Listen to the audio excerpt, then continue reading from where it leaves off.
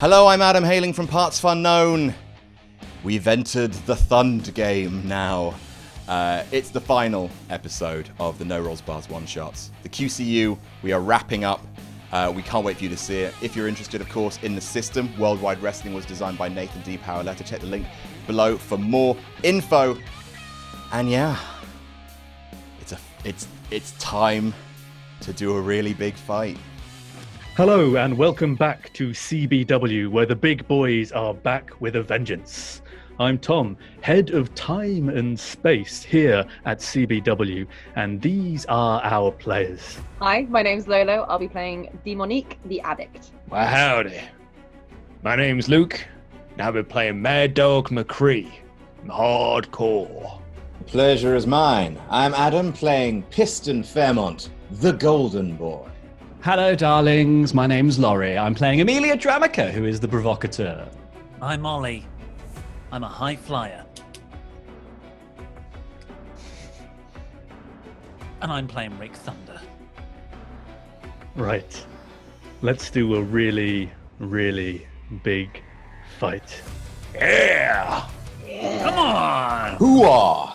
Rick Thunder and the Lightning family find themselves standing in the center of a wrestling ring. A squared circle seems to be constantly shifting in size. Small enough to suit a backyard brawl, large enough to dominate a stadium. The mat is made of rubber, no, concrete, canvas, wooden boards, sand. And as the ground beneath their feet is in flux, Rick, you and your team notice the ring ropes change from hemp to steel, to leafy vines, to pure electricity and back again. Turnbuckles made of metal grow to towering tree trunks, then calcify to pillars of bone.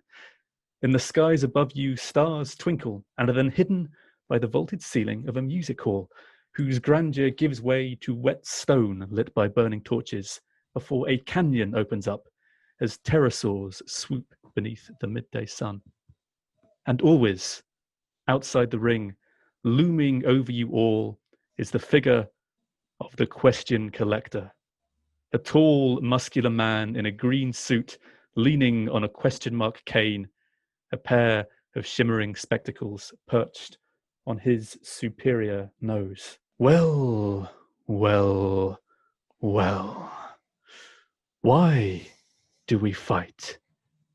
And why do we watch fighting? What is it about combat that we crave? Why, when we can't fight for ourselves, do we build machines to fight for us? Why do we use violence to make a name for ourselves? Why do we seek real physical pain to feel alive? Why does nothing else in the world feel quite as good as a fight? Who, Rick Thunder, are we fighting for? Why does every reality I can see revolve around fighting? Questions, questions, questions. What would any fight promoter do with all of time and space at his fingertips? With every promotion in the multiverse under one pan-dimensional banner? Why, he would find answers. Welcome to CBW. Welcome to this crisis between worlds. CB Dead? dub. CB dead. CB dead? And the Question Collector simply hovers above and outside the ring at a distance, watching you. You're not going to find any answers here, you stupid floaty person. Look, okay, everyone else, Lightning family, huddle. Don't. The most important thing now is that we stick together. What does everyone want to get out of this? I'm here, obviously, for my best friend, but there must be a reason each one of you have come along with me, right? What about you, Mad Dog? Shooting people. Okay, Fairmont. I want to restore the great Fairmont name, of course. Demonique. I don't want to be forgotten and dull anymore. And Amica? I was quite bored. That makes sense, yes. All worthy Yeah. causes. Mm. Die for right here. Wait, what? What? Wait, circle back? What? What? Die? Die? Guys, I clearly said this to each and every single one of you before we came. Mm. Oh, no. No, I don't seem to recall Hey, anyone. I did No. all of my talking with Mad Dog. And you And didn't I mention didn't know a single dying. bit of this. I mean, I gave you a was- cucumber sandwich. I was essentially stolen from my time. I It's true, we did steal him. Well, now we're here. Now We're we're here. We here. might as well Yeah. fight for the death because we've got to rid this person from all the timelines. I've encountered him through multiple different realities, and he's never a force for good. Hold on. You want me to risk my life because you want to fuck a plane? I don't. No one said that. He's my best friend. Oh, right. Sorry. Oh. I'd misunderstood. No, my apologies. I'm saving my best friend. Okay. Hey, I'll That see makes that- more sense. So, Rick, you're that weird old guy who came to our school for 2 days, aren't you? I mean, And there was a whole thing after that. We have a curfew now. no. I was there. I'm not. I'm Why not old. are you talking when you could be fighting? And He's got a point. jets of plasmid purple time energy shoot out of the question collector's hand and scatter Rick Thunder and the Lightning family to the four corners of this ever-expanding ring. Demonique, you find the environment around you start to change slightly to something that resembles a very familiar, luxurious decor of a very nice house in a very nice part of the city. And then the ground beneath you starts to bubble and simmer and steam, and emerging from the now melting wax that makes up the floor in front of you is the figure of your husband, Desmond the Composé, now more wax than man, drooling hot, molten, dripping from his lips, his eyes burning like candle flames, his misshapen and malicious form lumbering towards you. Mad Dog, you find the mat beneath you drifts to sand as a man, a tall, broad-shouldered, nasty-looking dude with missing teeth, a missing eye, cauliflower ear, scars across most of his face, a big, heavy duster across his shoulders. He has greying hair at his temples, like a sort of silvering greying beard. His face is beaten down by the sun. He has a thick, brimmed black hat covering some of his eyes, and he steps out through the sand to face you. Who the hell are you, son? Who the hell are you? Can you honestly tell me you don't know who I am? Everybody knows the name of Mad Dog McCree. And he lifts his hat, and you find yourself looking into a face you have only really seen in newspaper clippings and one photo your mother used to keep by the bedside cabinet. God. Now, answer my question. Who the fuck are you? I'm Mad Dog McCree. I'm your son, Dad. Bad dog. Well, then I'm gonna make you a son of a bitch. Piston. You brace yourself, wondering what is coming for you as the mat beneath you starts to harden into a metallic surface, and the ring rates start to buzz slightly in your corner with electrical energy. A purple portal opens in time, and there is a clank, clank, clank, clank, and out steps 1, 2, 3, 4 of the wrestling robots you barely escaped back in the year 3000. Oh, come on. And all of them like eyes turn towards you. Again, there seems to be like a single mind focusing these robots, and they simply lumber towards you, clanking fists and grinding hands. And Amelia, the canvas beneath you turns to the wooden boards of a stage as a portal in time opens, and out steps a man whose image you probably know better than any other image in the world. He is wearing a doublet. He has a bald top and wisps of dark hair around the side of his head and a neat little goatee. And as he flexes muscles which the history books didn't mention, you find yourself standing under the shadow of the massive, bulking muscle of William Shakespeare himself. Frailty, my God. thy name is you. Oh God. Rick. Bill, can I call you Bill? So I don't mean to freak out, but I am such a fan of your work. I am such a fan. I was Lady Macbeth in a school play. Well, that was then, and now is the winter of your discontent. And he lunges for you. And finally, Rick, left alone now in the center of this arena. I have something very special for you, Rick. He clicks his fingers, and a portal opens high above you, too far to reach, but high enough to see. And you find yourself looking into a very familiar garden. In fact, this is a scene you found yourself looking into not so long ago when you were in the skies above Cruel Britannia Wrestling. It's season 1 love interest, Julie Lovely. She's hanging out her washing. She doesn't see you. And there's that man again. Julie! Approaching the gate. She turns as she hears the click of the latch on the gate and the squeak of the hinges as it opens.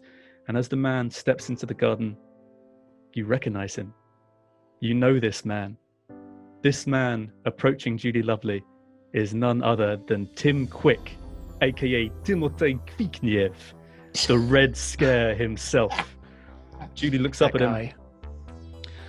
This is a Julie Lovely who lives in a world where everyone thinks Rick Thunder died a hero. And as Rick reaches Julie, he puts an arm on her shoulder, a hand on her cheek, and leans in to kiss her. And at that second, the question collector clenches his fist and pulls Tim Quick out of that time and brings him, boom, straight down into the mat in front of you. He's dazed for a moment, looks around him, sees you, looks back up at the abandoned lips of Julie Lovely, looks you straight in the eye. Rick Thunder, I hate you so much. Rick, what are you doing? Lead us off. Well, first of all, I'm actually going to thank the question collector for dragging Tim Quick here. Maybe this isn't all bad because I've been wanting to get my hands on him for a long time. Not just a long time, but through time. I believe I'm wearing a frickin' mech suit and he's just been pulled out of the garden. Give me a power roll for that punch. Oh, bollocks, 1. Natural or unnatural? Unnatural. An unnatural one. Yeah. Okay. You thrust your robotic fist forward, and immediately he puts up his forearm to block, and there is a clank as you do so. You see some of the skin over Tim's arm split, and behind the epidermis is a shining, smooth layer of steel. Yeah. Oh, yes, Rick. While I was in the future, I made sure I found some time for some home improvements. Clank, clank, clank. And goes to swing a fist at you. We're going to cut now to Demonique as this shambling wax monstrosity just looms over you as bits of wax sort of drip down on the floor and your shoulders. What are you doing? Well, if it's like quite wet and hot and things, can I just not mold his arms like into the shape of a candle? You're absolutely welcome to try. That is a work roll for that bit of sculpting. Lovely bit of sculpting. I did do candle making because I was bored. It's finally paying off. What was it on? Work. That's work, yeah. 7. 7. That'll do it. Yeah. You managed to very quickly and very neatly sculpt the top half of this big beast into a candle shape. I'm going to pluck hair out of his head and stick it in the top and light it like a candle. That is going to be I feel like that's another work roll because that's kind of arts and crafts, right? That's precise. Yeah. So work 10. 10. Yeah, you successfully pluck out what few bits of hair remained after his whole body just became one with the wax. Arrange a neat little wick on the top. And what are you lighting it with? I'm lighting it with the fire of my soul. Ooh. Ooh, nice. That'll do for me. Yeah, a little bit of actual hell flame sort of jets out of your mouth. Just a little bit, like out of your nose, almost like a dragon snorts out and just catches the top of the wick. And as the wick burns, the form of your once husband, now monster, starts to melt faster and finds a much harder time making shape. It seems to sort of be dropping into a big gelatinous mass now. Mad Dog, what are you doing? I believe we found ourselves in an impasse here. I think there can only be one Mad Dog in this town. And seeing as though you're dead and I'm alive, I think it should be me. I tell you this much, Dad. I ain't killed today yet. Think it's about time I change that. Draw. Pull my gun out and shoot him. Okay, I'm going to ask for a real roll on that. Always real, man. I mean, of course it is. It's a gun. Fucking 5. 5. Unfortunately, your dad, he's old, but he's fast, and he's been doing this a lot longer than you, is too quick. He immediately pulls out like an almost rusted 6-shooter, squeezes the trigger, and just before the hammer connects with the chamber in your gun, boom, it flies out of your hand, and you're left with just your bare fists. You have to wake up pretty early in the morning to get one over a man who doesn't sleep. And I guess we'll do this the old-fashioned way. I'm about to fuck you up. Run at him with a punch. Like, just running at him just to try to sock him in the face. Okay, we're going to pause for a second there, and we're going to go to Piston. These robots have sort of surrounded you now. Again, like equidistant apart. Their sort of red glowing eyes focused on you. They don't seem to be doing anything right now, except blocking your movement from going anywhere else. I check my wallet, see if I've got any money to pay me buy them off. Okay, give me a look roll. A look roll. That's +1.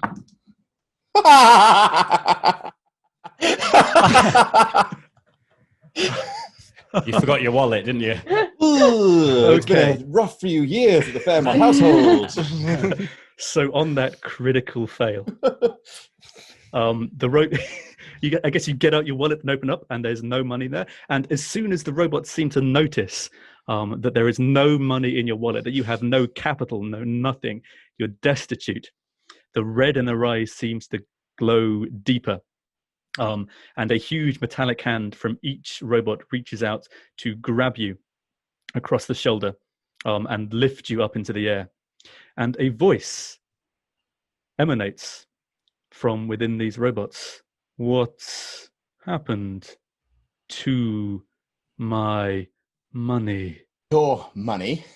It's my money. This is Fairmont money. That's who I am. Piston Fairmont, the son of the father of robotics, and you shall unhand me. I suppose that would be the fair thing to do, but life isn't fair.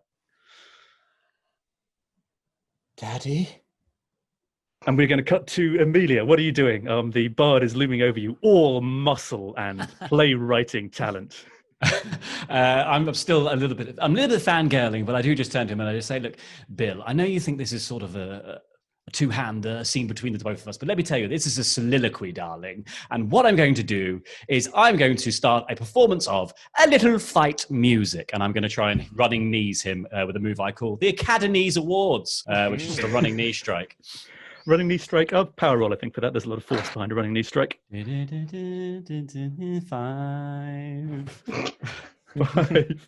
Oh, it's going really well today. You're nailing it. He grabs you by the ankle as you leap towards him midair, and then simply, in a flex of a massive Elizabethan bicep, flings you up into the air for his signature Love's Labour's Tossed, and sends you soaring across the arena into a, thankfully, hempen rope this time, which you bounce off. He starts lunging towards you. If I prick you, you will bleed. If bruises be the food of love, I'm in love, bruises. I'm covered in bruises, is what I'm trying to say. And I am going to go for a move. I'm going to just try and get to my feet and rush him with a move called the crescendo, which is a sort of running inverted cannonball. Ooh, I think that's tricky enough. I will let you do power or work, and how it goes will depend on which one you've got on. 4 on work.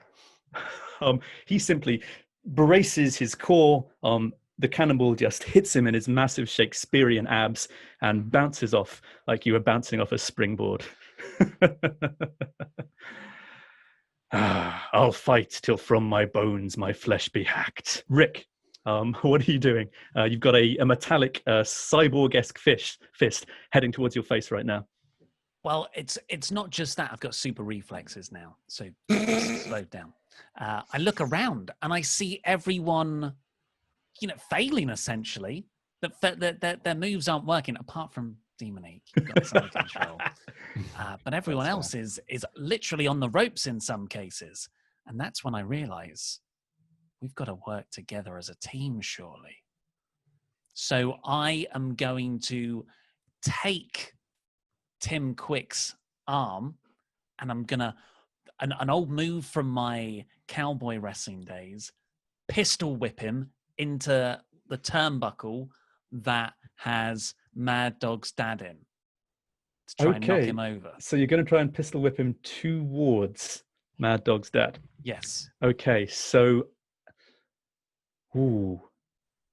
okay, I guess because you're using his momentum against him, judo style. Yeah. That can be work, because I let you roll and work last time you did some judo. Works +1. 7. Ooh. Yeah. Yes. We scraped by. Bare minimum. Default. This chrome fist whiffs just past your face. You're able to grab it, and then an excellent display of the judo you learnt at the University of California, Los Angeles for Fighter Pilots and Pit Stop Girls, which you graduated from in 1988. You fling Timotei Kvigniew straight into the turnbuckle, colliding with the body of Mad Dad Dog McCree, for the sake of clarity. Yay! who drops the Bowie knife he had just pulled out to stab his son with. It drops to the floor. And with that, we're going to cut to you, Mad Dog. You've seen, your dad's just pulled a knife on you as you lunged for him, and then the body of a boyishly handsome part metal man has just knocked the knife out of his hand. What are you doing? Thanks, Thunder. I'm gonna suplex my dad. Okay, suplex. I think suplex is a power roll, man. That's a lot of strength in a suplex. God dang it. It's not good either. It's 3. 3. You didn't work together. Yeah. That's what works. I'm busy, man. You go to grab your dad with the suplex, and he simply reverses it, fits his hand like underneath your thighs and waist, and suplexes you, boom, back over his shoulders, back onto the mat. Stay down, boy. Stay down in the dirt. Stay away from my gold. I ain't never stayed away from no fight in my life. I also ain't never been to a place like this before in my life, or fought you in my life either. It's a day of firsts, and it'll be a day of lasts when I'm done with you, son. That's good. Another knife. He pulls another knife from his pocket and just he drives it straight towards your face. What are you doing? I'm going to block the nice trajectory towards my face. Okay, we're going to pause. We're going to pause on you for a moment there, and then we're going to move to Demonique. Hi. The figure of your ex-husband, wax husband, is now melted into a sort of molten slurry, but is still slumbering and lurching towards you in big gloopy movements. God, why'd he die? Can I just spread him out on the floor and then make him into the mat that I then want to fight on? Yes. Turn your husband's waxen remains into a ersatz wrestling mat with a work roll. That'd be lovely. Okie dokie. Work. Please be good. Don't be shit. 5. Yeah. Welcome to the club, Lo. Work together, guys. You do. What could be more working together than being in the Lightning family and rolling terribly? He's not really doing anything, so I'm pretty sure I could do something else to him. You is he? You can stick with that or you can re-roll, but you have to choose before it resolves. No, I'm not gonna re-roll. Oh, you surprised us all today. Oh yeah. In which case, this molten mass just then swarms around you and completely engulfs you on every single side until you're basically lost in this molten mass of wax. You can't see, you can't hear, crucially, you can't breathe. And at this point, you're gasping and struggling for air. What's the next thing you're going to try and do? The air is cutting off, and I actually can't see any way out. I can't move anything, and I'm stuck, and it's really, really, really awful. I think. Can I sense the presence of someone nearby? Are you doing what I think you're going to try and do? I want to. Yeah, go for it. Give me a look roll. Oh, 9. Okay, we're gonna. Can you tell me just the very start of what you're starting to feel, and then we'll cut to Piston. I can feel the presence of someone missing in this group. Boom, and we cut to Piston Fairmont, held up in four metallic hands by the robots that speak words he knows very, very well. I indicate over one of the robots' shoulders, and I go, "Look, Papa, the paw!" in an attempt to distract him. Give me a look roll. +1. Oh, hell yeah, that's 9. There we go. Yeah! We're on a roll now. Instantaneously, the elitist chrome domes of these four bots turn in unison towards which direction? Who in the ring are you pointed them towards, roughly? That poor suffering playwright, William Shakespeare. They all move towards William Shakespeare and are distracted. How are you following up? I get my screwdriver, and is one of them still got me, or am I left by myself? You're still held by four hands, but the heads have turned, and no one's looking at you anymore. I reach behind me with my screwdriver, and I try and basically, because I built all my robots with my signature move, the Chateau Le Fist. So I'm going to try and take a screwdriver, and basically one of the hand that's got me by the scruff of the neck, like sort of hack into it so that it fires me across the room. Give me a work roll, please, Piston, on that tinkering job. Certainly. Work roll. Come on. That is a very dirty 12. Oh, Nice. Then please take us through what you do best. Channeling again my remembering my boyhood years when my father, Howard Fairmont, would take me around his laboratory and just show me all the little bits and pieces he was working on, and I would just sort of tinker with them, and it would make him very cross. But I obviously had an aptitude for it. I tinker with the wrist joints of one of the robots. I believe it's Cyborg Lesnar. And I activate the Chateau Le Fist 1869 protocols. Although, since I've lost my fortune, it's not named that anymore. It's now called the WMD 2020. And I aim it towards William Shakespeare and fire. Yes. It rockets straight out of the wrist of Cyborg Lesnar, and we cut now to Amelia as the figure of William Shakespeare looms over you, all muscle and iambic pentameter. Suddenly there is a clonk as a metallic fist hits him on the back of the head and distracts him for a moment. Once more unto the breach! And I hop up and I attempt to trip him over, and I'm going to do tread the floorboards, which is where I walk up and down his back while making it all about me. Because it's all about you, man. You can look on that. You can roll on look. Good, because that's actually a pass. That's a 9. Please make it all about you, Amelia. So I make sure that I'm wearing obviously I always wear my heels out, but I make sure that I'm driving them in with every single step, and I start to skip and frolic while I'm singing songs from musicals that I love with new words, and I'm just singing "Hospital, you're going to hospital," and I'm just stamping away. The point of your heels is maybe more than even the tough muscles of the strongest man in Elizabethan England, William Shakespeare, is able to take. And you start to see little drops of blood appear where you stamp your feet. And the pain is, at this point in time, taken Shakespeare's full concentration. How are you following up that? I am then going to drop into the Hook of Mormon, which is a fish hook submission, but I'm going to attempt to put it in so hard that he passes out. That is going to be a power roll for that submission. That's a 5. I am going to re-roll. Okay. Because I am going to. So as I realise I've sort of not hooked it in properly, I'm going to, rather than sort of transition, like lying down and doing it, I'm going to stand up as I do it and throw my other arm into the air and just call out, "Look at me, everybody! Look at what I'm doing! I'm ruining him!" Because making it all about me is my reroll. Give me that reroll, man. You fucking behave. No! It's a 4.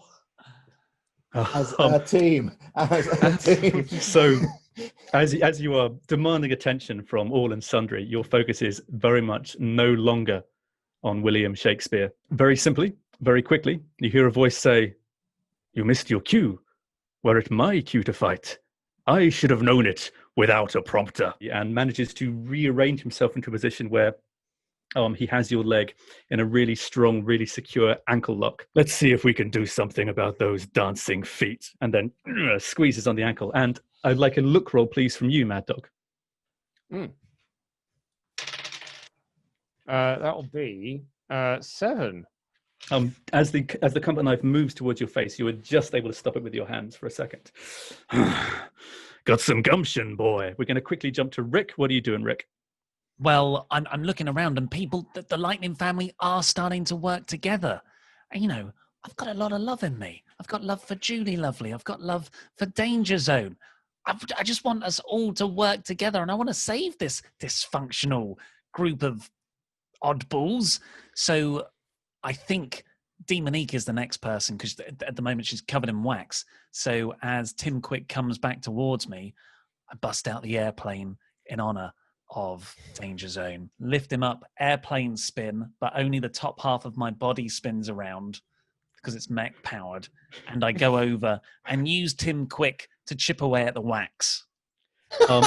I'm going to say that's going to take a look roll because you're honoring Danger Zone. Look is 0.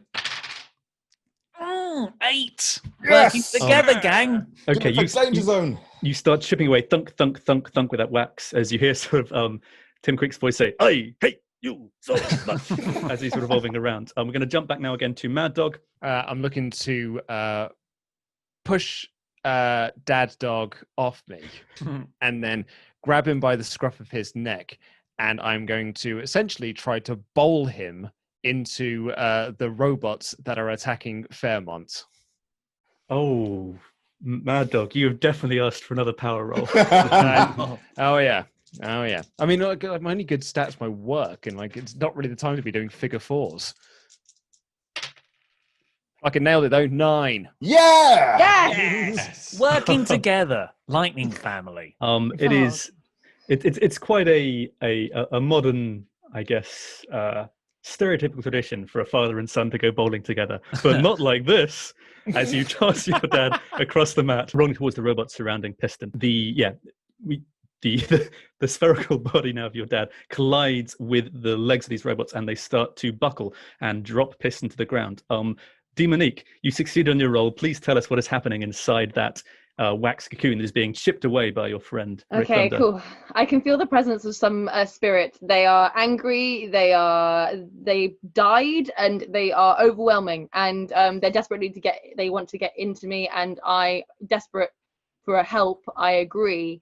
And when I agree, my hair flashes purple, and I slowly gain a super cape, and then Hooray! I am possessed by the past Gretamorph that died like a gecko, but wasn't quite a gecko. It was a really awkward moment where it's fine, I died, okay? It's cool. And realizing I'm Gretamorph, I am going to say that I absorbed their powers. Whilst as you're still going to be using your stats, but you have the flavor of Gretamorph for sure. Oh, the flavor? Can I turn into a fish and swim out of the wax? Yes, indeed you can. The wax is solidifying, getting harder and harder, but there's probably just enough liquid in it. I'm a swordfish, so I've got like You know what, man? You know what? Because you succeeded on that roll really well, and because Rick is helping, you just swim out of there through the power of teamwork, and this little fish pops right out of this wax. mound, and boom, a little like Goldine, like a little goldfish, a little fish. That's Swordfish, but fine. Sorry, swordfish. I misheard. A little goldfish. That's no, fine. swordfish is good. I just, yeah. A swordfish shoots out into the arena. What is the swordfish doing? Swordfish then quickly transforms back into human form, looks around and sees the absolute mess, sees all the people in trouble, and going for, I would like to transform old school into Jaguar, and let's go for, I want to say either Shakespeare or Dad McCree. Which one's in more trouble? That dog's a bowling ball at the moment. Shakespeare currently has Amelia in a painful ankle lock. Oh, okay, I'll go for Shakespeare. I'll come help you, babe. Okay, so hang on that for a second, and we are going to go to Piston. You've been dropped to the ground. You see an aged cowboy turn these robots into skittles, and then poof, lay out flat on his back in front of you. You are now on your feet, and the robots. What is it with dads today? And I try and remember back to my schooling, and I was never very an attentive schoolboy. So instead, I shout over to Amelia. I said, "Amelia, you've read your Shakespeare. How do you kill a dad?" You stab him in the back. Okay, you have your advice. What are you doing, Piston? Hey, I'll stab him in the back then. I reach down and I just use my screwdriver to get old mad dog old dad dog in the spine. Okay, give me a work roll again for that. Certainly, +1. That is a 7. That'll just about do it. Yeah, which robot are you going for? Now I'm going for dad dog. Dad dog. Oh, you're going for dad dog spy. I'm going to stab him in the back. Help him out. Okay, then that is a real roll because you're stabbing a man with a screwdriver. Can I roll again? Nope. Okay. That's 4 then. 4. Quick as a flash. Dad dog manages to get to his feet and grabs the screwdriver from you. In fact, he grabs it in his teeth, bites down, and just breaks the head of it off entirely. And then spits a piece of sort of metal into your face. Okay. This has also allowed the robots to get to their feet, and that robotic voice is starting to sound more and more the longer it speaks, like the voice of your father. You have tarnished the Fairmont legacy forever. You have made our name synonymous with nothing more than misery, embarrassment, and failure. And for that, well, maybe it's time you fulfilled your greatest potential, uninhibited by the flesh. And the robots start to grab you on each limb and start to pull you. And we're going to cut now to Amelia, who is still, you are in this ankle lock currently from William Shakespeare. I've sort of realised that everyone else is playing as a team, but Amelia's not really, she's not really a team player. So I'm going to have to crimp from the only sort of rabble-rousing, spirited performance that I know to sort of act my way out of this, I guess. And I sort of, it's still in this ankle lock, I begin to sort of drum my hands on the floor and I say, "Do you hear the people singing the song of Angry Rick? It is the music of a people who think that you're a prick, 'cause you killed his best friend Jet, who was a dog, horse, robot car. Now it is time to pay your debt, and it's no holds barred." And I just go to double-footed kick William Shakespeare off me towards the nearest set of robots. Because of that song, you have earned your right to roll on luck. Good. Not good. Gravica. What's a heel reroll? Your hero is doing whatever it takes to get what you want, and what you want is to be a star. Well, yes, I think this is. I think if this fails, this is ruining the performance of a lifetime. Obviously, I've been working on those lyrics since the entire time that we've been traveling together, just in case I needed them. You don't have that sort of thing in your back pocket. So, yeah, I do really think that this is something that I need to achieve in order to be a star. Otherwise, being dead doesn't make you a star, I guess. Okay, re-roll that re-roll. Just done it, and I'm very pleased. Is it? Yes! You are a star, darling! All yours, Amelia. Tell us how you, with complete and utter finality, defeat William Shakespeare in Mortal Kombat, the sport he is best known for. So as he's twisting my ankle, I roll over onto my back and I bring one of my legs back and I jam it forward. And as we've known from the higher heels earlier, they're quite puncturous. So they just slide straight in at the chest. And then he lets go of one ankle, the other one comes back, and I just 2 foot right in the neck, and 2 holes appear as he flips over in the air. A nice arc of claret spraying over the ring as he pinballs into the robots. Oh yes, with 2 jets of blood Powering around. Gusting out the neck of William Shakespeare. He barrels once more into the robot surrounding Piston, then continues to barrel out and in like a like a water feature, rolls over the top of the rope and out into the void. His blood just decorating the floor around where Piston stands. Rick, what are you doing? So it's a battle royal. This is thought process in his head. If we throw people over the top rope, maybe that's the way we can beat these horrible apparitions. So Tim Quick is still dizzy, I presume. He is very dizzy. Yeah.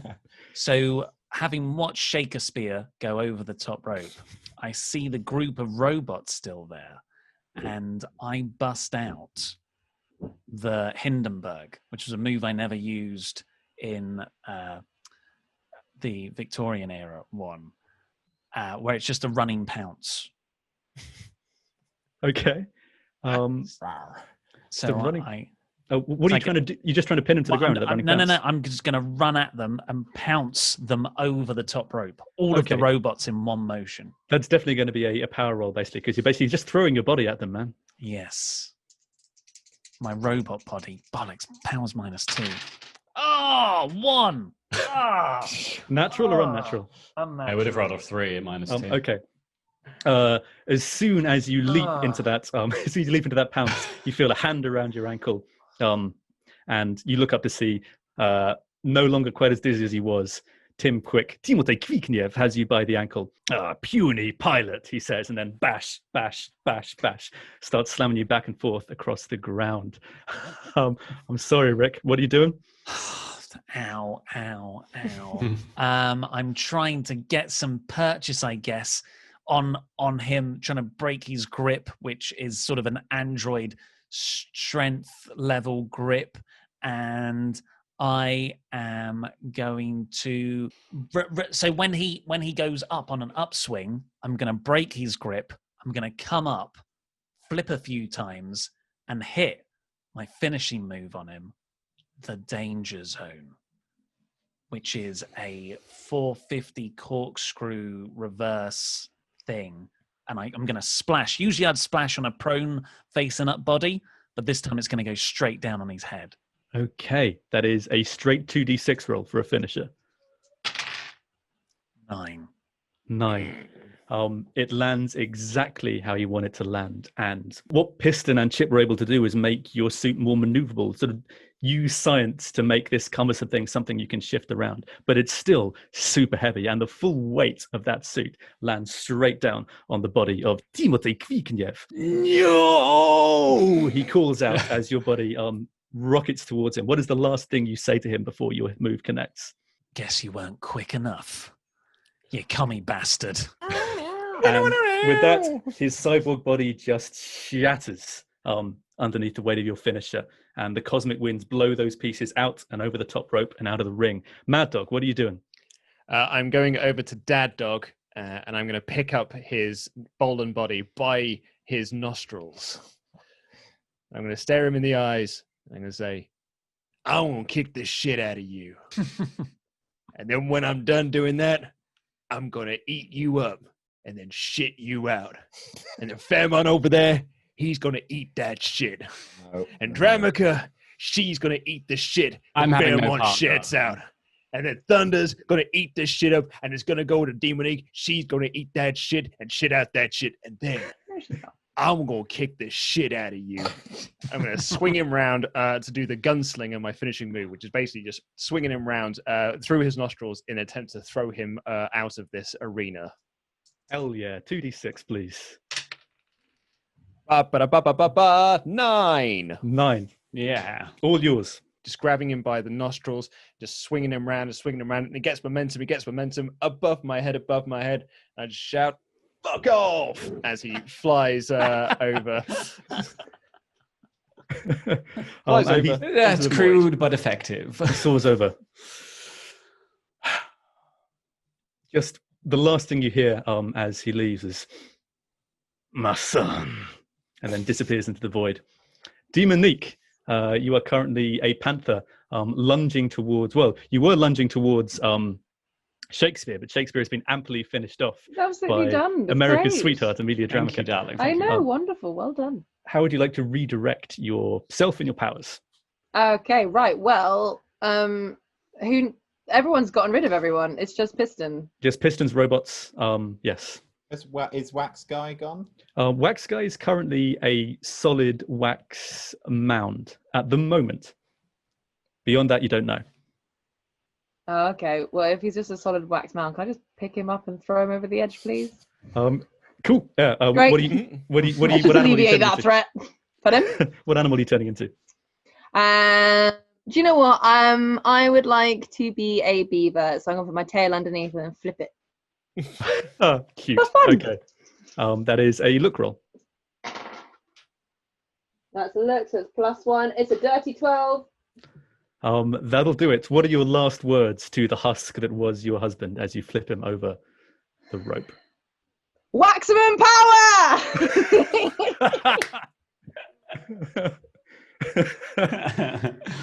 And with that, with that, Dominic, Edmund, Alexander Decompose is truly and utterly dead. Oh, thank God. And we cut to Piston. What are you doing, my friend? So how many robots do I have left? There are still, the robots are still surrounding you. One is missing its fist, but you're still surrounded by the robots. I'm going to try and appeal to my father, in which case. Okay. Daddy, think of what we could do if we worked together. I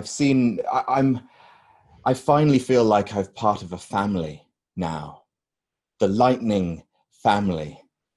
And I'm offering you a place. Think of what we could do with your genius and this teamwork. What a new legacy we could forge. Okay, let's have you roll this as if it was a finisher, if that's all right with you. Certainly. 2d6. I've dropped one of the dice, but one of them's a 6. So okay. Ooh. The tension. You better not come back naked. Oh. So. it is a 10. A 10. Nice. How deep? Piston. My Piston. What do you know of legacy? I know that sometimes the legacy you think you're fighting for isn't the one you should be fighting for.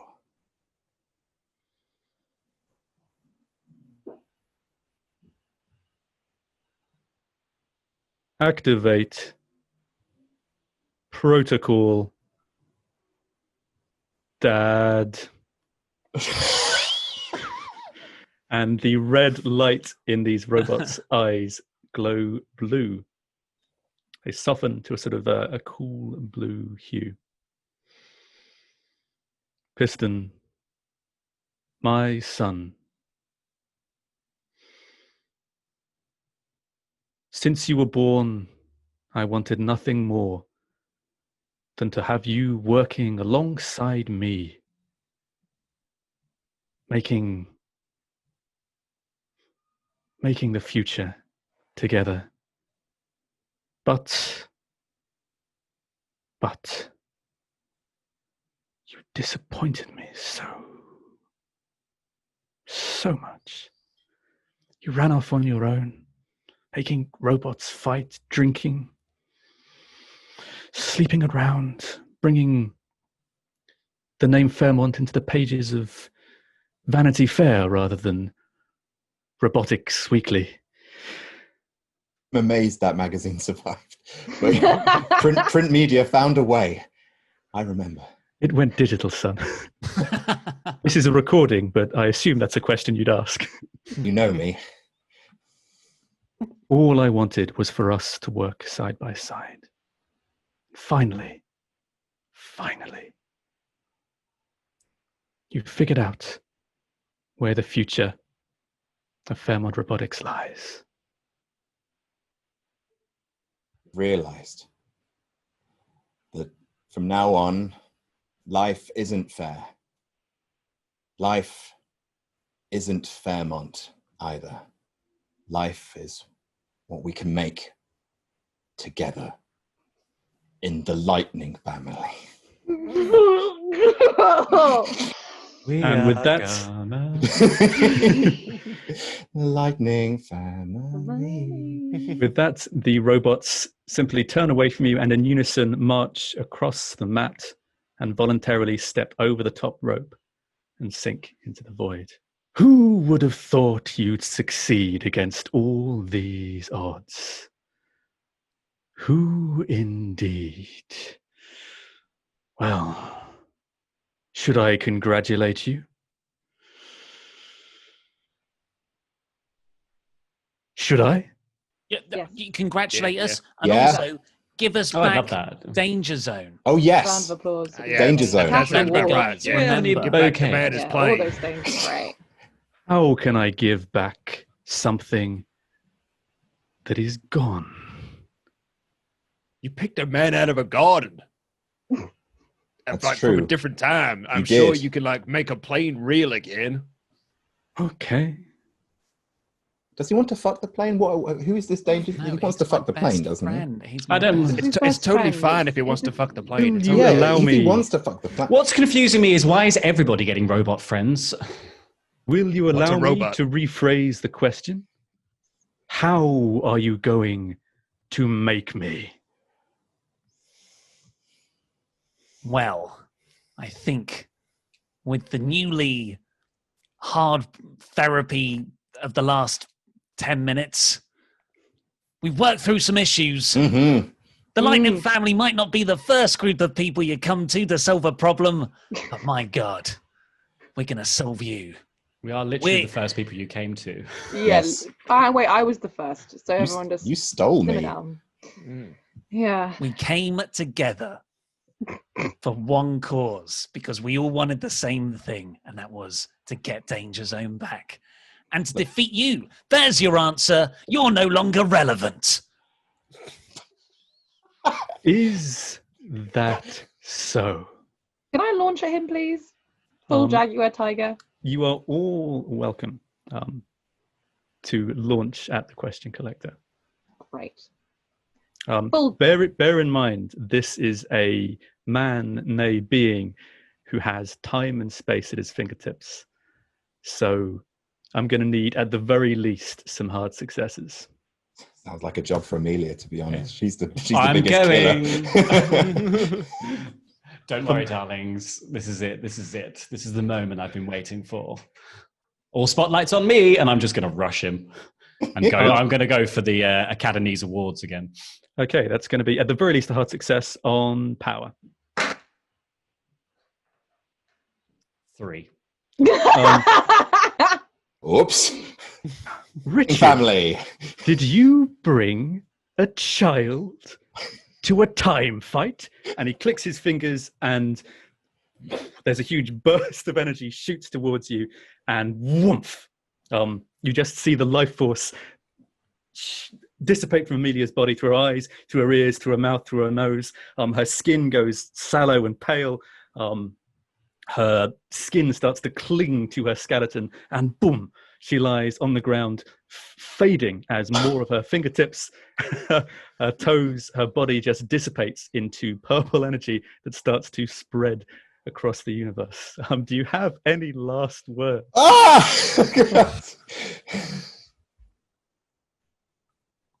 I don't want to go, Mr. Thunder. Let me go. Don't go anywhere. I don't want to tire out an audience, but and before you the have final curtain. Done. Before you have time to even comfort her, Amelia's body dissipates into time-space dust and disappears off into the ether. Well, who's next? Oh, we really shouldn't You have fought a killed college the- student. You killed the arts, man. God. Well, I'm just going to run at him with both of my guns just I did. firing off many, many rounds. Give me a real roll. No. McGraw. No, McGraw.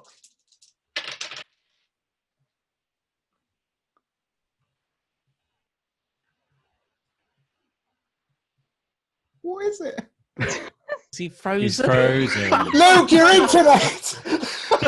No, he's not frozen. He's What pretending time? to be frozen. Oh, have you Luke, not now. Why would he No, he is pretend to be frozen. frozen right now? Hello. He's back. He's back. Jeez. I'm here. Sorry. what did you roll last time? Oh, it was 9. 9. Okay, that is not unfortunately a hard success, and in a way of art imitating life, he simply twists his hand, and you are frozen in time. Oh. Do I want to repeat myself? Who is next?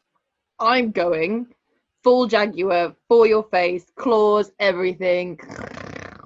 Okay, that is a. Because you said for your face, I'm going to ask for a real roll. Oh, okay. Real, okay.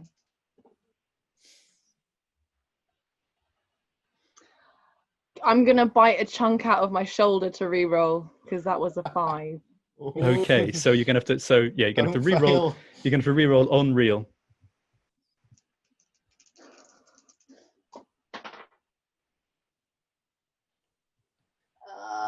Sorry, it's gone under my hat. I have to roll again. Sorry, it's rolling onto Come my on, no. God, it's very stressful. I don't want to die like everyone else. I'm not dead yet. Oh, okay, so that McGraw, you're is- frozen. So hang on, if it's a 10, what's it? Is that a 9 now? So yeah, your real starts as -1, right? Yeah. So yeah, that's I'm afraid that is not the hard success you need. With a 9, and again another twist of the hand, and you are frozen in time. It is now just Piston and Rick. Piston, what are you doing? Run. You're going to run away? You're just going to run. Yeah. Fuck! Well, good job, team. You just had the Bye. lightning You know, family I steal to your dad. Talking about family. And I like, sang a it's all song. fair Yeah, Where look. are you going to run to? The opposite way? Fine. You successfully. He's not going to stop you running to the opposite end of the ring if that's what you want to do with your time. No need to roll. You make it there, and as you get there, he twists his hand and freezes you in time. It's just Rick. Why is it always you, Rick, are the persistent thorn in my side? Well, that's not really fair, is it? I think it's fairer to ask. What are you doing here? I've told you time and time again. I'm here. Well, originally I was here to get back Danger Zone, my best friend. But now I'm here to save Dramica, to save McGraw, to save Demonique, to save Fairmont. I'm here to save the Lightning family. Do I like repeating myself? What are you going to do about it? Crap. Where? I am going to jump up in one fluid mech suit motion, kick you in the gut, and then hit a thunder bomb on you, which is my super duper mech move where I jump up further in the air, spin you round loads of times, and do a power bomb. Okay, so that is going to be a look roll to attempt that. Bear in mind, this is not just another man you are fighting. Look is 0, 8. Oh, Rick. And as you spin your power bomb and go to land in what seemed like it was going to be an exceptionally flashy move, he simply grabs onto each part of your robot suit and just wrenches it off from you, tearing the corpse of your best friend from your body. Danger Zone! Did you really think that a metal suit made from a dead plane could defeat a god? And he throws you down onto the mat and then floats down onto his feet in front of you, walks up to you. Maybe this is finally the end for Rick Thunder. Do you have any last words? Sorry I failed you all, Lightning Family, and Julie Lovely, and America, and most of all, Danger Zone. Goodbye, Rick Thunder. I said it. Laurie, please tell us what happens now. So as the question collector brings his arm down to strike Rick out of existence, it's caught by another arm that's glowing with this sort of blue, orange, red plasmid energy. And the figure you see in front of you, Rick, is one you recognize. He's slightly older, maybe 3 years older, and he's certainly more grizzled, having seemingly sacrificed much. But this is a young man by the name of Bill, who one of his arms is glowing with this strange energy. The other arm is made of seemingly clockwork. It's tiny gears and cogs all twisting, and his legs are shimmering, and he just catches the question collector's hands and he says, "Question collector, my name is Bill Bleo, and I have traveled across the realms to find you, and I have sacrificed much to tell you this. I'm here to revoke your library card." Give me a power roll on that grip, please. Bill Bleo. Dirty 12. Dirty 12. You grab the arm of the question collector and fling it aside. The built-up time energy in his hand just dissipates into the ether again. What the hell are you doing here? Simple. You took something from me and you tried to pervert the course of the universe. Now it's time to pay your debts. And I'm going to step forward. One of my legs is, seemingly translucent. I'm wearing a sort of black winkle picker shoe and a wiggle bipper. I'm wearing a wiggle bipper that sort of glows with, like, it seems like you can see universes and multiverses glowing in the surface of it, and 1,000 different stars, 1,000 different planets, the blues, the greens, the gases. And as I step forward, it sort of slips me through time. I disappear, become translucent, and I appear directly behind the question collector. And what I'm going to do is I am going to, with my energy hand, summon the shape of a hammer that appears and glows in this brilliant blue-orange energy, and I'm just going to wing it at the side of his head. Make a look roll. That is a 9. It's a 9.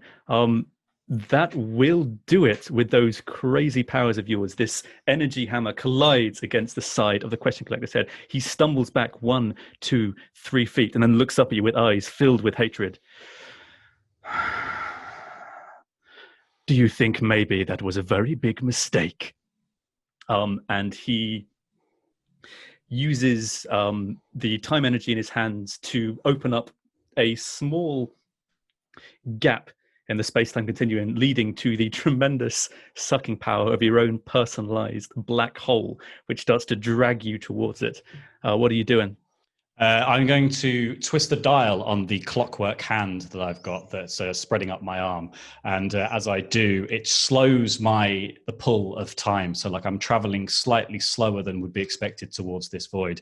And as that's happening, I am going to aim above him with the other arm and make the shape of a plug that I'm hoping is going to be sucked into that time rift. A plug, like, I was thinking like a stopper. No, yeah, so like a stopper, yeah. Okay, make a look roll. That is an 11. That'll do it. Yeah, you create this stopper that shoots into this hole. So, Bill, did you finally decide to earn your power then? The thing about the Cosmic Library, Questioning Collector, is it makes life just too easy. And I'm going to say, you may have power, but I've got some too. And I'm going to strike out with a kick with my right leg, and the edge of the sort of pointed tip of the winkle picker is going to tear its own fabric in space and time. And what I'm hoping will come through is a load of tentacles that are going to wrap him up.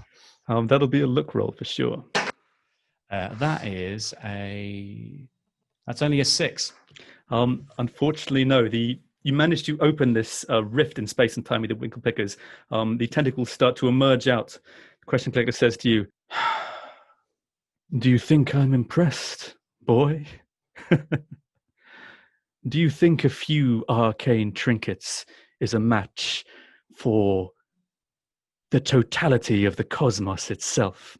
And as the tentacles emerge, he simply moves his hands and they swarm around you and wrap you up. So you are now trapped in them.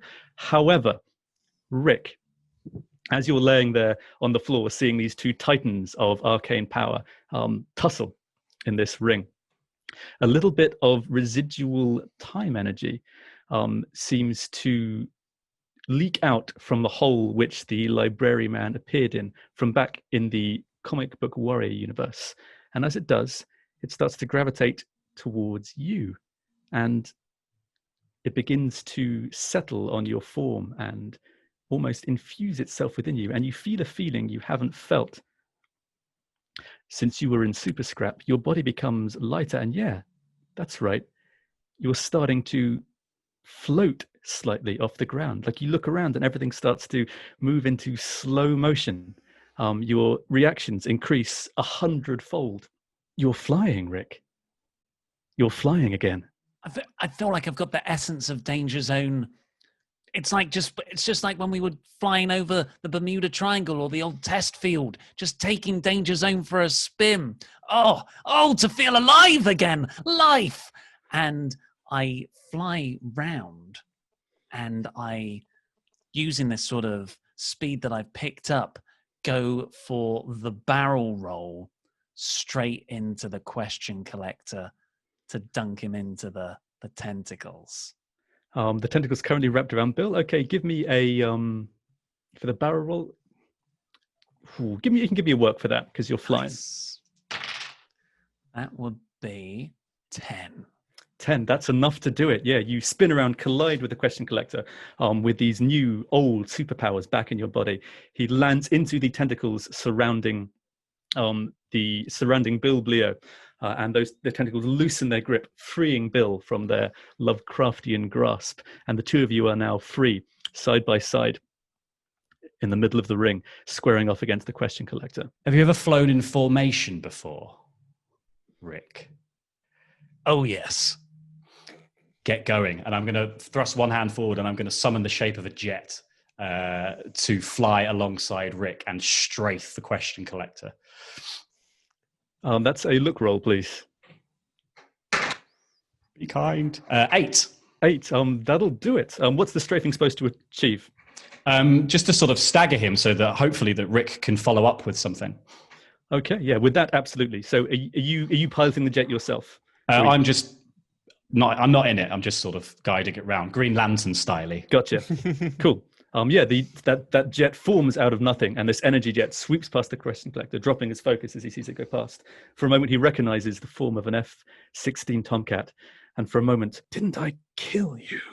Rick, what are you doing? So now I'm just going to charge ahead using, it's had many names through these different realities. The Silver Bullet when it was a werewolf, the pistol whip when it was in the cowboy universe, the barrel roll when it was elsewhere. But now, at the end, is a judo chop of this spear. So I'm going to launch myself like a missile, a Scud missile, and judo chop the question collector into like this otherworldly portal with all the tentacles. Give me a work roll. Work roll is +1. 7. 8. 8. Yeah, with your new powers, that does it. Connects with your new sort of super speed. The velocity is enough to send the question collector staggering back, and he finds himself briefly ensconced in these interstellar tentacles. With his focus dropped, you start to see bits of time energy leach away from his hands, and as that happens, Demonique, Piston, Mad Dog, you feel your body start to move again. You feel your mind start to reawaken, and you are free from that moment in stop time the question collector put you in. Okay, everybody, this is it. What are you doing? Guns are blazing, man. Give me a real roll then. 10. 10. Excellent. Finally! Demonique, what are you doing? I want to go for what I was going for before, and it's classic. It makes me happy. I want to go claws straight for the eyes and just drag Straight for them the out of eyes. your skull. That is going to be a real roll. So that is minus 2 now. Oh wait, -2 now. So that's 7. 7. Yes. Excellent. So that's 2 successes. 2 successes out of 5. Piston, what are you doing? I'm going to return to my new family with my old family. I'm bringing my dad bots back, and they're going to raise their fists in formation, and they're all going to fire the Chateau La Fist 1869. I think we decided that was a look roll way back in Cyber Battle because it was just such a good pun. All right, and that is hell yeah. That's an 8. Bill, what are you doing? Bill is going to walk up and use the energy in his fist to summon the shape of a steel chair. And he is going to hit the question collector with the most devastating thing in wrestling, an unprotected chair shot. Give me a... that is a look roll because it's an energy chair. You just avoided real there. 9. 9. And finally, Rick, what are you doing? As this panther is clawing at the face of a question collector, still partly pinned by these eldritch tentacles, as bullets from a 1,000-year-old gun start to mess up his lovely green suit, as robotic fists powered by rockets collide with his face, his chest, his stomach. And as he suffers an unprotected chair shot to the head, what are you doing, Rick? I'm following through from that last judo chop move, but now I've entered the barrel roll portion of the move. I'm spinning round and round and round, and I'm continuing to judo chop him. Judo chops. Okay, I better get a success here. give me a look roll. In fact, give me a straight 2d6 on this. Finish up. Oh my God. No. No. Yes! Yes! Oh,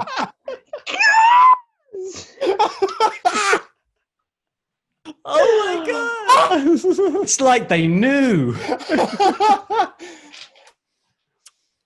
okay, as he's bombarded by Panther and Bullet and Steel Chair and Robot, and as these chops just decimate his body, they move at supersonic speed so fast, it's like he's being hit by freight trains.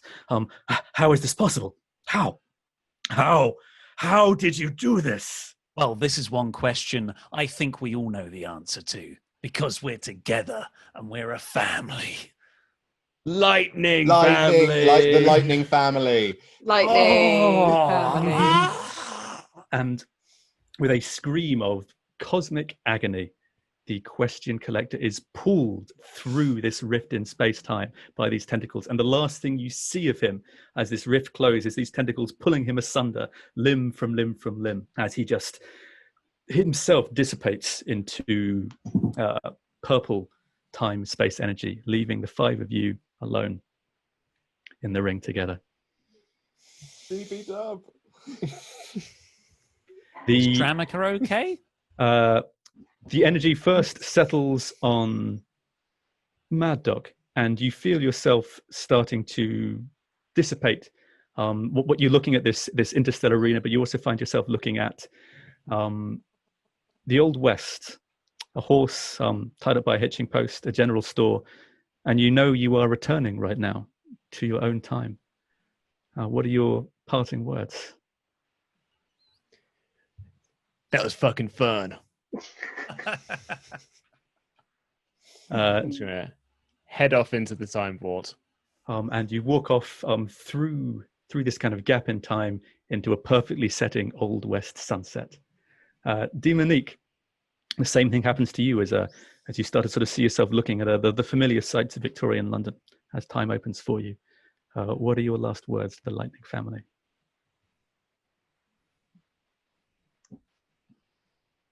You can come over anytime. And with that, a very well-to-do panther steps back into Victorian England. Piston, you start to see the familiar sights of your liquor-stained lab appear in front of you. You'll excuse me.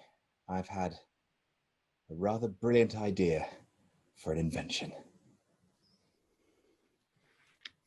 And with that, Piston Fairmont returns to the future to cement his legacy. As the time energy swirls around the ring, something glinting on the floor in front of you. It's a pair of very unassuming, glimmering spectacles. I pick them up. And I put them on. Energy begins to sort of glow around the area. Wow. It was pre-knotted. Scarred and grizzled head. Hey! You can see also that all the energy that sort of was on his wrists and stuff has dissipated as well. And he just stands there in front of you and goes, "Ah, that's better." Do you have any, you feel a pull, you feel a cosmic pull to a place that you've been to many times before. Are there any last words you have for Rick Thunder? Rick Thunder, pains me to say this, but you are a true hero. Now, if you'll excuse me, I have some books to return. And Librarian Man, as you are rocketed out from yourself through the astral plane, you find yourself traveling through time and space and reality to a familiar library, a familiar repository of cosmic cognizance. And you are now standing at the reception desk, a bell in front of you.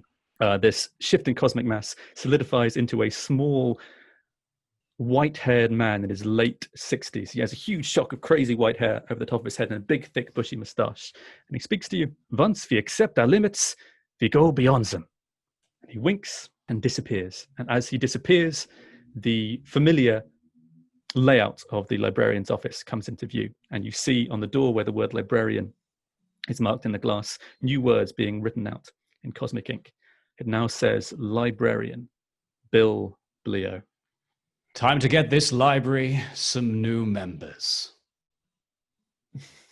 And finally, we are back once again with the Renegade Master, Rick Thunder, in the middle of the ring. There is still some time energy left. And it just seems to be hovering around you near where that black box is. Everyone's left me. I'm more alone than ever now. I thought I had a family. I've lost my best friend. I'm out of time. I'm not even out of time. I'm out of like any link to reality. I've still got this box. I hold it and I cry a bit on it. A tear hits the box. And as that tear hits the box, I would like a look roll from you, please. One last look roll. Oh my God. That would be 8. That would be 8.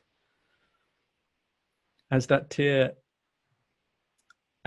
from a man whose body is infused with time energy still hits that box, you see a shimmer across the smooth surface. And all of a sudden, the box starts to shake so much you have to drop it. And more energy, more time energy pours out from both the residual energy in the room and from the energy within yourself, swarming around this box, swarming and growing until you are blinded by this pure brilliance of plasmid energy. And when you open your eyes, you can finally adjust to the light, your body feeling weighty and normal and mortal again. You find yourself looking at the form of a Tomcat jet. Danger zone. Is it just a jet, or are you there? No word from the jet. Oh, I guess at least I've got the plane to fly around this infinite void now. Just put a hand on the jet.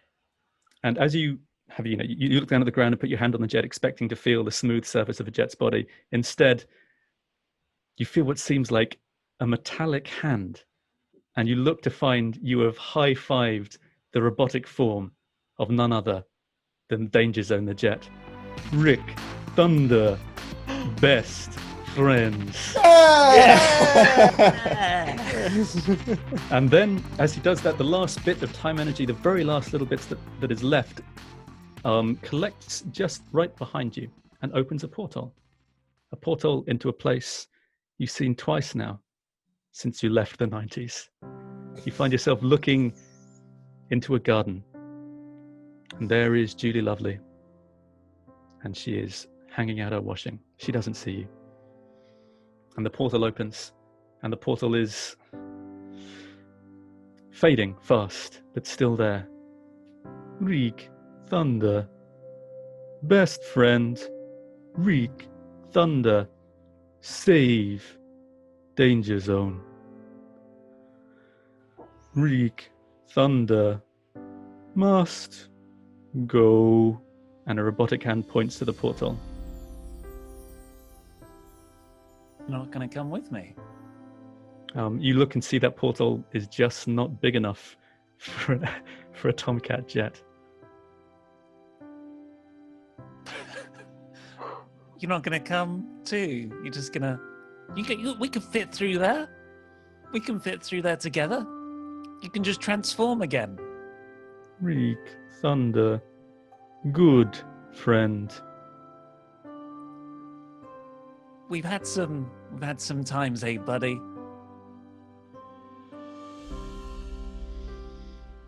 Reek, Thunder, Danger Zone. I think it's about time I slowed down a bit. I love you, but I've got to go home and have a dance. Reek, Thunder, save, Danger Zone. Danger Zone, save, Rick, Thunder.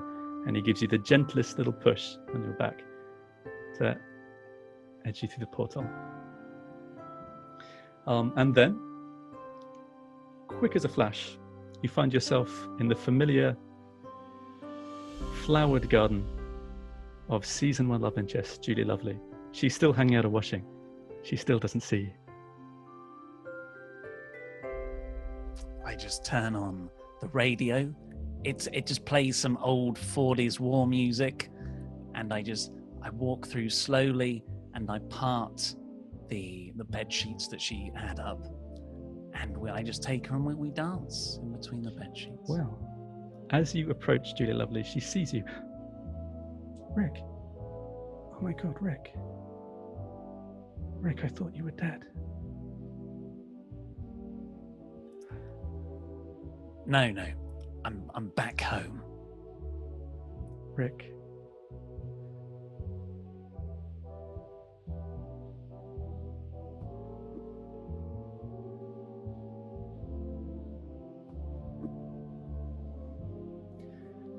I've been teaching at that school for such a long time, and you never really mastered sign language, did you? No, I If just you yelled. did- If you did, you would have known what I just said. I hate you so much. My name is not Julie Lovely. It is Julia Lovely. And Tim Quick and I have been trying to kill you for such a long time. Goodbye, Reek Thunder. And she leans back and kicks you hard in the chest and you will launch just before it closes, back through that portal, back into time. And it closes again. Oh, what? And then she just goes back. She just goes back to hanging up her washing. And that's all. This time on CBW. We'll see you next time. That's it. The Thunderverse is closed. For now, the QCU is done. The next thing we are going to bring you is No Rolls Barred Season 2. We're not sure when. We are following health and safety guidelines, so whenever we can get back into the same room, we will bring you Season 2. But that is all for No Rolls Barred for now. Do check out our Patreon, though, because our Patreon will very shortly becoming a partsFUNknown Patreon. Basically, because we can't do No Rolls Barred every month, we thought, well, it really should be a partsFUNknown Patreon. So we're adding stuff for calling spots, Quizzlemania. You can help choose booking videos. Actually good. So yeah, head on over now, patreon.com. It might still be patreon.com/no rolls barred, but very shortly it will become patreon.com/partsFUNknown with loads more perks for all of our patrons scrolling along the bottom of the screen who are already a part of that. Thank you to each and every one of you. Thanks to everyone who's watched these one-shots. We really, really appreciate it. We've had so much fun doing them. And we will see you again for No Rolls Barred in Season 2, whenever that may be. Jam that jam, everyone.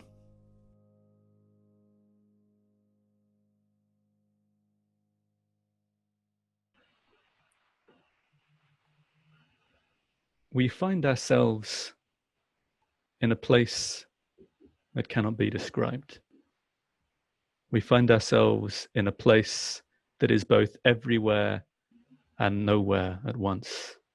A place that in all the multiverse of different realities and dimensions only exists once. There is a bubble of purple energy, small at first, then more and more beads gather and consolidate in a flash into the bleeding, broken, torn, and harried form of the question collector, his suit in tatters, his spectacles missing. God.